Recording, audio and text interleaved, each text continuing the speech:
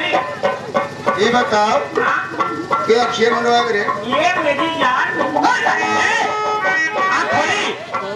सबसे पहले ये बताओ तो का शरबत खड़ंजा और पक्की सड़क मालूम पहले बताओ आँखी खोली। अच्छा खोला।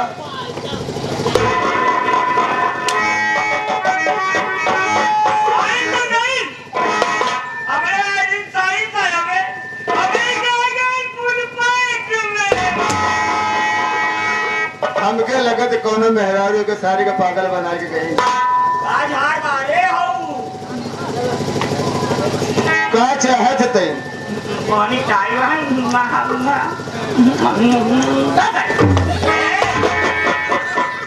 खड़ी गिरी बोलू हमका खड़ी बोलू ना।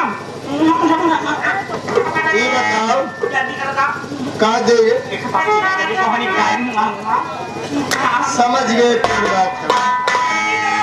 पप्पी लेवे जरूर हमें तनी पप्पी दे कि लबर लबर चाटत चला जब हरद्वारी तक। चिंता मत करा हम से नहीं रहा जाता। अरे देख तो है सरवा पगलाई जो अब दिन सार करो मेहरारू से भेटे नहीं गो। सुना ऐसा है समय नहीं बा। पंडित जी को बुलावा जयमाल डाली चला फटफट सुहाग रात मनई। अरे पंडित जी बतावा ना दिया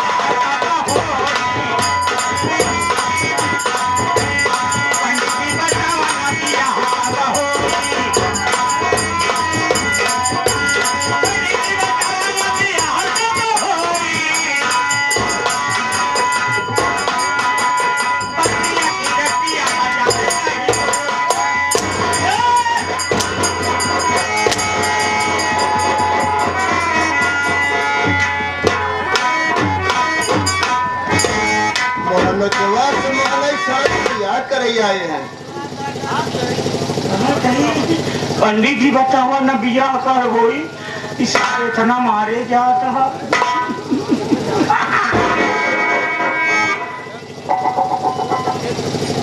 कद करियो ना यह मरवा पाया काम है जब मलवा डाले बड़ा छरछराट कहेंगे हो हमने दिया हो काहे मरवा क्या मारत कहिए तुम्हारे इहम भलाई बा कि चला तू का मरबा मरबा जरूर तू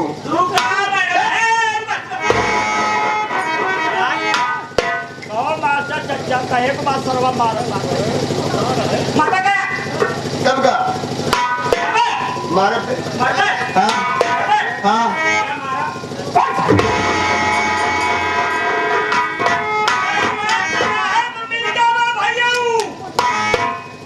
हमारे चौराहे पर मिलवा ई मछली शहर में तोहार व्यवहार करब का व्यवहार करबे बे एक खोहारा ले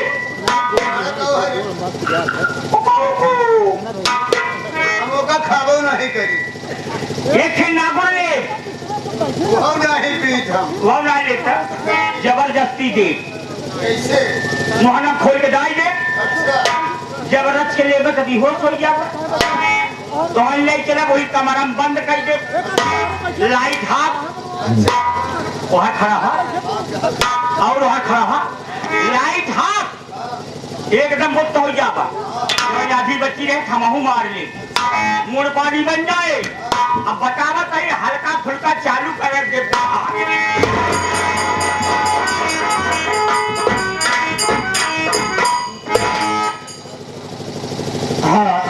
आए हुए साथियों तथा माता और बहनों, आप लोग की सेवा में माननीय हमारे बेबी इच्छो सभी कलाकारों के साथ उपस्थित हुए हैं। आप लोग जिस तरीके शांति बनाए हैं, इस तरीके शांति का परिचय देंगे तो मैं वादा करता हूं जरूर आनंद आएगा रात भर। इसी के साथ साथियों, आप लोग सामने एक चौबोल पेश है। चौबोल जो कि आप लोग राजा हरिश्चंद्र के विषय में सुने।